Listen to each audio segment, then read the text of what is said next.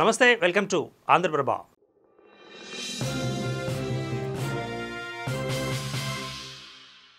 తెలంగాణ రాష్ట్రంలో పార్టీలు మారిన ఎమ్మెల్యేలకు సంబంధించిన అనర్హత పిటిషన్పై సుప్రీంకోర్టులో విచారణ జరిగింది. ఈ సందర్భంగా ఉన్నత న్యాయస్థానం పలు కీలక వ్యాఖ్యలు చేసింది. విచారణ సందర్భంగా సుప్రీం ధర్మాసనం కీలక వ్యాఖ్యలు చేసింది.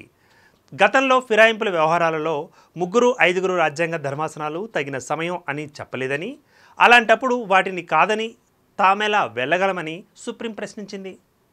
ఉన్నత ధర్మాసనాల తీర్పులను తిరిగి ఎలా రాయగలం అంటూ జస్టిస్ బిఆర్ గవాయ్ ధర్మాసనం పిటిషనర్ల తరపు న్యాయవాదులను ప్రశ్నించింది.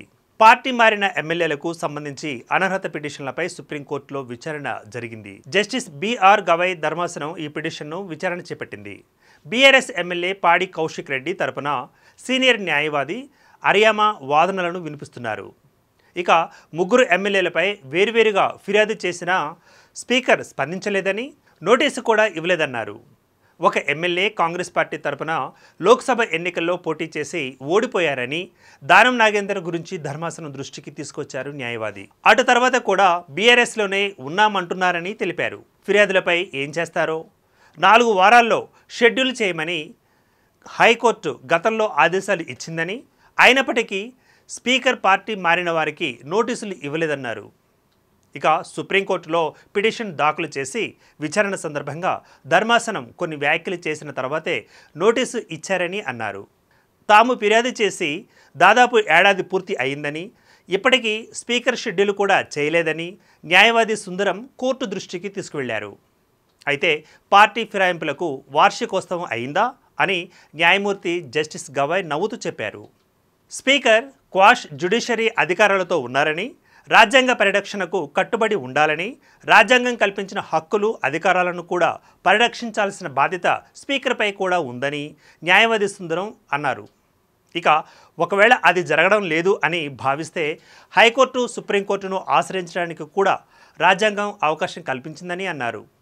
అలాంటి సందర్భంలో రాజ్యాంగ పరిరక్షకులుగా కోర్టులు జోక్యం చేసుకోవచ్చని చెప్పుకొచ్చారు.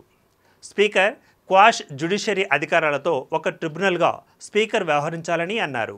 స్పీకర్ అధికారాల్లోకి వెళ్లాలని, ఆయన విధుల్లో జోక్యం చేసుకోవాలని కోరడం లేదని, కానీ రాజ్యాంగ విధులు నిర్వర్తించాలని మాత్రమే తాము కోరుతున్నామన్న న్యాయవాది సుందరం వాదనలు వినిపించారు. ఈ సందర్భంగా ధర్మాసనం కొన్ని కీలక వ్యాఖ్యలు చేసింది.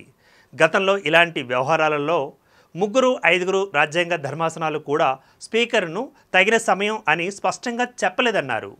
అలాంటప్పుడు తాము వాటిని కాదని ఎలా ముందుకు వెళ్ళగలమని, ఉన్నత ధర్మాసనాల తీర్పులను తిరిగి రాయలేం కదా అంటూ జస్టిస్ గవాయ్ ధర్మాసనం అభిప్రాయం వ్యక్తం చేసింది. ఇక న్యాయవాది సుందరం మాట్లాడుతూ తగిన సమయం అనే విషయంలో ఒక్కో కేసులో ఒక్కో విధంగా నిర్ణయాలు జరిగాయని అన్నారు.